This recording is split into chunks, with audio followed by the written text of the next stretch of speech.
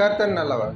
ஆமென். உலகத்திலிருந்து எடுத்து காட்டுகிற நிறைய கோட்பாடுகள் வேதத்தின் அடிப்படையில் உள்ளது அப்படின்னா, அப்படி ஒரு கோட்பாடை தான் நான் இன்னைக்கு உங்களுக்கு விவரித்து காண்பிக்க போகிறேன். வேதத்தின் அடிப்படையில் இருந்து பொறுத்திருந்து பாரு பூமியை நீ ஆளுவாய் அப்படின்னு ஒரு பழமொழி சொல்லுவாங்க.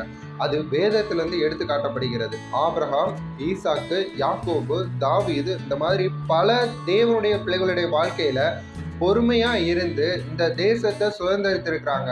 எந்த மாதிரி விஷயம்னா, ஆபிரகாமுக்கு குழந்தை இல்லை அப்படிங்கிறது தெரிந்த விஷயம்தான். அவனுக்கு தேவன் வாக்கு பண்ணினார். ஆபிரகாமுக்கு ஈசாக்கு பிறந்தான். ஆபிரகாம் தேவனுடைய வாக்குத்தத்தின் மேல் பொறுமையா இருந்து விசுவாசமா இருந்தான். ஈசாக்கை குறித்த காரியம் என்னம்னா, தேசத்துல பஞ்சம் இருக்குது, தேசத்துல இருக்கிற மக்கள் எல்லாரும் தேசத்தை விட்டு வெளியேறும் பொழுது தேவன் வாக்கு பண்ணுகிறான், நீ இதே இடத்துல இருந்து விதை அப்படின்னு சொல்லி. அந்த இடத்துல சாத்தியமே இல்லைனாலும் தேவனுடைய வார்த்தை மேல விசுவாசித்து அந்த இடத்துல பொறுமையாவே இருக்கிறார். தேவன் அவனை 100 மடங்கு ஆசீர்வதிக்கிறார். யாக்கோபுக்கு தன்னுடைய தாய் மாமனால வஞ்சிக்கப்படுகிறார். அப்பொழுது கூட தேவனுடைய வார்த்தையின் மேல விசுவாசமா இருந்து பொறுமையா இருக்கும் பொழுது தேவன் அவரையும் ஆசீர்வதிக்கிறார்.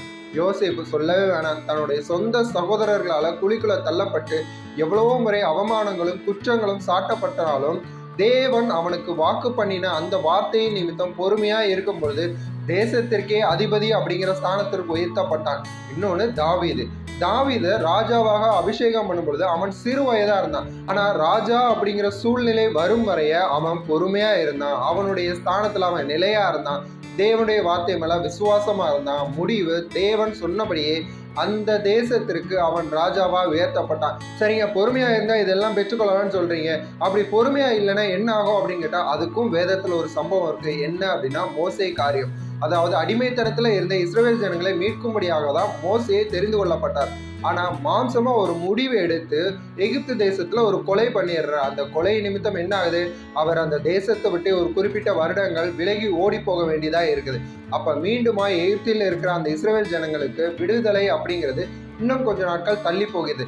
இதுதாங்க வித்தியாசம். தேவன் உங்களுக்கு வாக்கு பண்ணி இருக்கிறார் அப்படின்னா அந்த வார்த்தையை நிச்சயமா நிறைவேற்றுவார் அப்படின்னு நீங்க பொறுமையா இருக்கணும். பொறுமையா இருந்தா ஏற்ற நேரத்துல தேவன் உங்களை உயர்த்துவார், உங்களை ஆசீர்வதிப்பார், உங்களுக்கு நன்மை செய்வார், உங்களை விடுவிப்பார். அதை விட்டுட்டு என்னால பொறுமையாலாம் இருக்க முடியாது, நான் இப்பயே எனக்கு ஒரு விடுதலையை ஒரு நன்மையை நான் அனுபவிக்கணும், நீங்க பொறுமை இழந்து நீங்களா மாம்சத்துல முடிவெடுத்தீங்க அப்படின்னா அதுல உங்களுக்கு தாமதம் ஏற்படும், தடைகள் ஏற்படும்.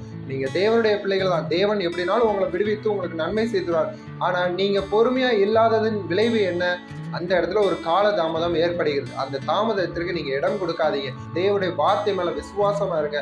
தேவனுடைய வார்த்தை உங்களுக்கு சொன்ன பிரகாரமே நிச்சயமா உங்க வாழ்க்கையில நன்மை உண்டாகும். அதுவரை காத்திருங்க.